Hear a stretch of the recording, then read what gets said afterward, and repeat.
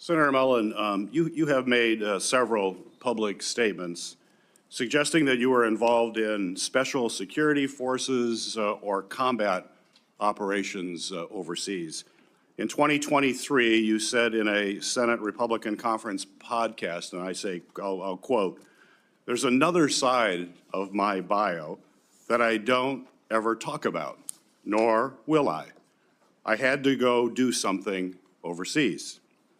On March 2nd of this year, you told Fox News interview, quote, "War is ugly. It smells bad. If anybody has ever been there and been able to smell the war that's happening around you and taste it and feel it in your nostrils and hear it, it's something you will never forget." On March 3rd, in a podcast interview, you stated, quote, "I did special assignments outside of DOD, now DOW. I never wore the uniform or the flag on my shoulder, but I might have been in the same area." Your statements in public interviews and your responses to the committee are, quite frankly, are confusing and they are inconsistent. And I'd like you to clear this up. You're under oath. We can clear it all up right now. And first, I'd like to ask unanimous consent to enter into the record my letter to you on March 11th and your addendum to the committee of March 12th regarding any overseas special assignments. Without objection. So my question for you, sir, is before your time in Congress, other than on vacations with your family, have you ever traveled to a foreign country? No. Let me tell you what just happened in that Senate hearing room. Senator Gary Peters read a man his own words back to him. 3 separate quotes, 3 separate interviews, 3 separate occasions where Markwayne Mullin, the nominee to be Secretary of the Department of Homeland Security, the man who would oversee the entire domestic security apparatus of the United States, told the public that he had been somewhere he had not been, done something he had not done, and smelled a war he was never close enough to smell. War is ugly. It smells bad. If anybody has ever been there and been able to smell the war happening around you and taste it and feel it in your nostrils and hear it, it is something you will never forget. Those are Mullin's words. On Fox News, on the record, delivered with the gravity of a man describing firsthand combat experience to a national television audience. There is another side of my bio that I do not ever talk about, nor will I. I had to go do something overseas. Those are also his words. In a Senate Republican Conference podcast, presented as a secret he carries, a burden of experience too sensitive to discuss publicly. I did special assignments outside of the Department of Defense. I never wore the uniform or the flag on my shoulder, but I might have been in the same area. Also his words, also on the record, also delivered to an audience that was meant to walk away believing this man has operational experience in conflict zones that most people will never see. Peters put all 3 of those quotes on the table, under oath, and then asked one simple question. Before your time in Congress, other than on vacations with your family, have you ever traveled to a foreign country? And Mullin said no. No. The man who smelled war, who had to go do something overseas, who did special assignments outside of the Department of Defense, said no. He had never traveled to a foreign country other than family vacations. That answer lasted approximately 30 seconds before it started falling apart. Your FBI report does show some travel. I think it was to Georgia and Azerbaijan. You marked that was not for tourists. Are you referring to August of 2021 when we went to go get the Americans out of Afghanistan? I'm just That's saying. what that travel was for, which Okay. we did So clarify that. you have traveled. So you've traveled to Azerbaijan and Georgia. That was in your FBI report, although you just said you've never traveled. Sir, I thought you were referring to a different time, but in 2021, it was well documented. In fact, Okay. it was all over the news, and I actually did say that, and we put that down on the report. But that was us, which was all over the news, trying to go with a extremely experienced team. I've got other questions, thank Yeah. you. But, so you have traveled overseas, despite your previous comment. Were you ever, ever an employee, volunteer, or otherwise involved with the Department of Defense, the State Department, or other U.S. agency or contractor for any of those departments? No, and Senator, I think there's a misunderstanding here that I could clear up if you want me to clear up for you. Please. Peters had the FBI report in front of him. He knew the answer before he asked the question. That is what good oversight looks like. The report showed travel to Georgia and Azerbaijan, marked as not for tourism.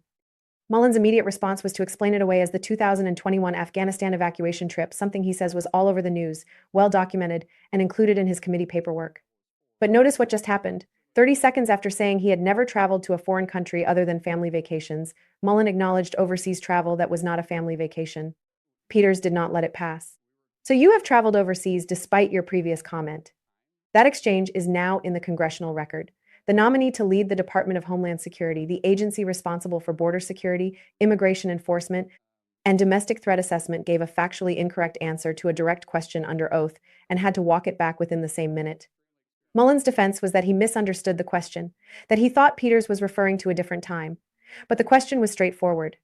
Before your time in Congress, have you ever traveled to a foreign country other than family vacations? There is no ambiguity in that question. There is no room for misunderstanding. And the answer Mullin gave was wrong. But the Azerbaijan trip is not the heart of this. The heart of this is what came next. Because when Peters pressed further, asking whether Mullin had ever been an employee, volunteer, or otherwise involved with the Department of Defense, the State Department, or other United States agencies, Mullin said no, and then immediately offered to clear something up. Okay, so, this is official trip, and it is classified. But in 2015, I was asked to train with a very small contingency and go to a certain area, which was scheduled for 2016. During that time, I was asked to go through, had to meet certain training qualifications, had to go through SEER training. The training and stuff was kind of fun. The SEER training was absolutely awful. And I have spoken general about my experiences, but I've never spoke specifically on details, on dates, or on the mission. And that was official, and there was nothing in the report to the committee. Actually, it said you do not have to claim any official trips. And like I said, that was an official trip that is classified. This is an official trip while you were a member of Congress. Yes. 2015, 2016, I was a member of Congress. And there was Some of it may be public, but it would be very small. Most of it, because of my recollection, which we're going back 10 years, I think there was only 4 people read in on it. So where was that trip? I just said it's classified, sir. It's classified. So the letter that we sent to you said that we need to have information of any of these activities. It said not official trips. Your paperwork was very clear, excluding any official trips. This was an official trip as a member. Well, we have more questions we're going to have to ask. When in the FBI report, I asked, is there anything in that report that is classified, that you were involved in any kind of classified operation at all? And there's none. So It was the FBI also report- excluding, it also said excluding official duties. It says that. And you guys had the paperwork in front of you, and it always says excluding official duties. We had this committee come to us and ask the same questions. We talked about doing mission work. We talked about doing mentorship. But they said official duties that was in your official capacity does not have to be talked about. So where did you smell war? Sir, I just said that this was classified, and the dates, locations, and admission, I've never spoke specifically details about. Well, we can get that information. That's fine. Mr. Chairman. You're welcome to get it. We will want to find out more information about that. That's perfectly okay, It's important to Senator. have the truth here and that you're portraying yourself in a truthful way. Now we have arrived at the center of what this hearing exposed. Mullin just described under oath, in front of the Senate Homeland Security Committee, a classified trip in 2015 and 2016. Tier training, SEER training, a small contingency. A certain area, an official mission as a sitting member of Congress that he says only 4 people were read into. And his explanation for why none of this appeared in his committee paperwork is that official trips do not have to be disclosed. Let us sit with the full picture of what has been established in this hearing room so far.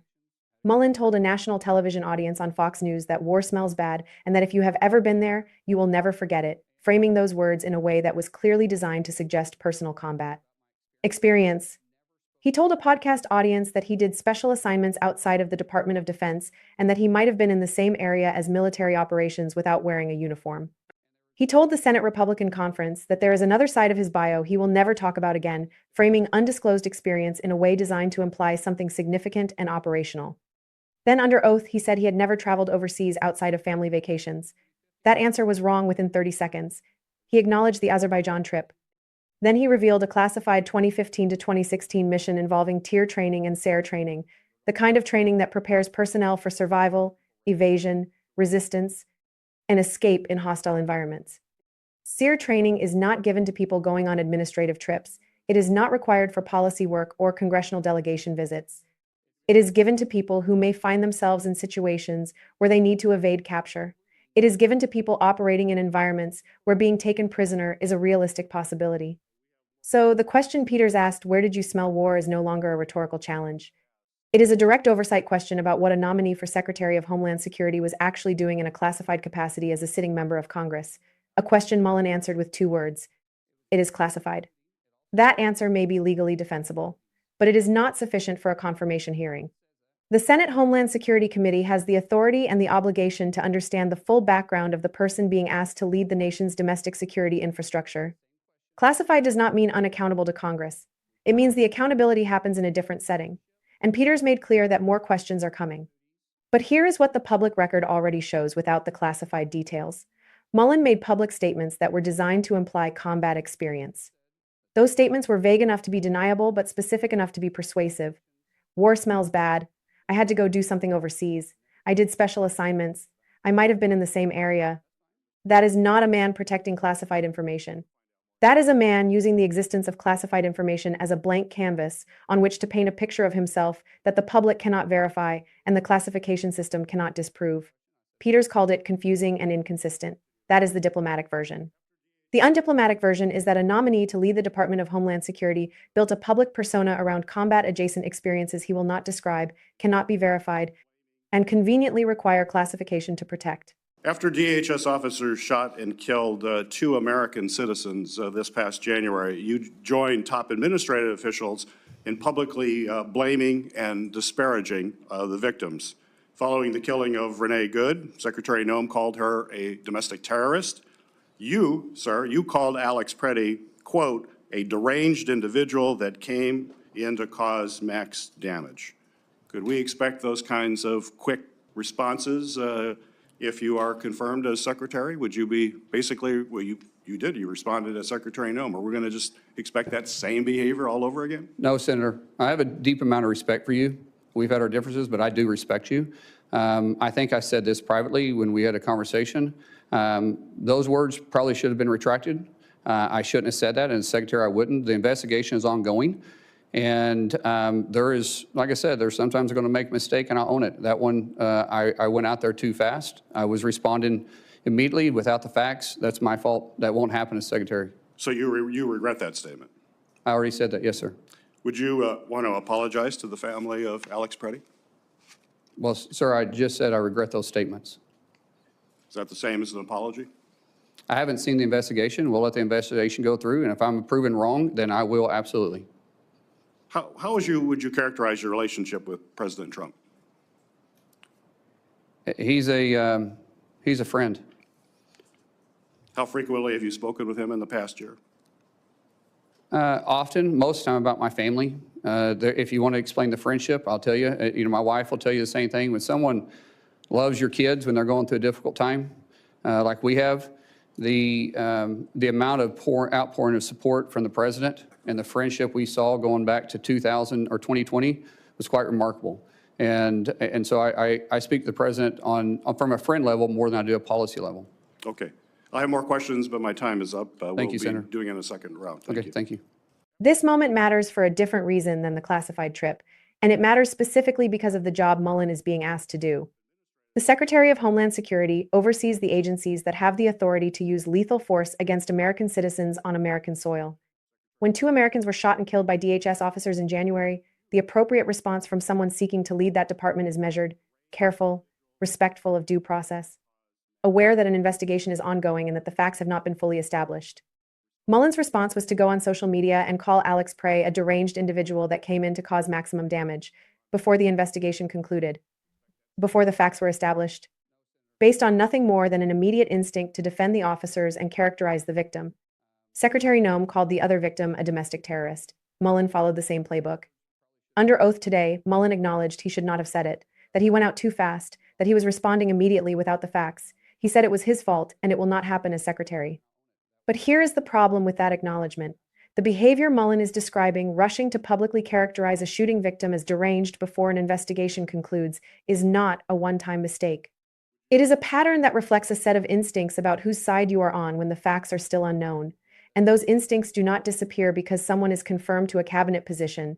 They get amplified. Because the platform gets bigger, the power gets greater, and the consequences of getting it wrong fall on real people and real families. Peters asked Mullin whether he wanted to apologize to the family of Alex Prey. Mullin said he has not seen the investigation and will apologize if proven wrong. If proven wrong, a man is dead, his family is watching this confirmation hearing, and the nominee to lead the department whose officers killed him is waiting to be proven wrong before he will apologize. That is the standard of accountability on offer from the man who wants to run the Department of Homeland Security. Not an apology, not an acknowledgement of the harm his words caused to a grieving family. A conditional promise contingent on an investigation he has not yet reviewed. Here is the full picture this hearing produced. A nominee who made public statements implying combat experience he cannot or will not describe, who said he had never traveled overseas and then acknowledged 2 overseas trips in the same hearing, who revealed a classified mission involving survival training that he described just vaguely enough to imply operational significance without providing any verifiable detail, who publicly characterized a shooting victim as deranged before the investigation concluded and now offers a conditional apology to the family, and who describes his relationship with the President of the United States as a friendship he speaks about on a friend level more than a policy level. That last detail is not a minor one. The Secretary of Homeland Security is not supposed to be the President's friend executing the President's will. The department exists to protect the American people, all of them, regardless of their politics, regardless of whether they voted for the current administration, regardless of whether they are protesting in the streets or sitting quietly at home. When the person leading that department describes their primary qualification as a close personal friendship with the president, the independence that oversight requires becomes impossible. The instinct to protect the friend overrides the obligation to serve the public. And the people who end up paying for that are the ones who need the department's protection the most. Peters said more questions are coming. He is right. And the answers Mullin gave today under oath, on the record, in front of the committee responsible for confirming him have created more questions than they resolved.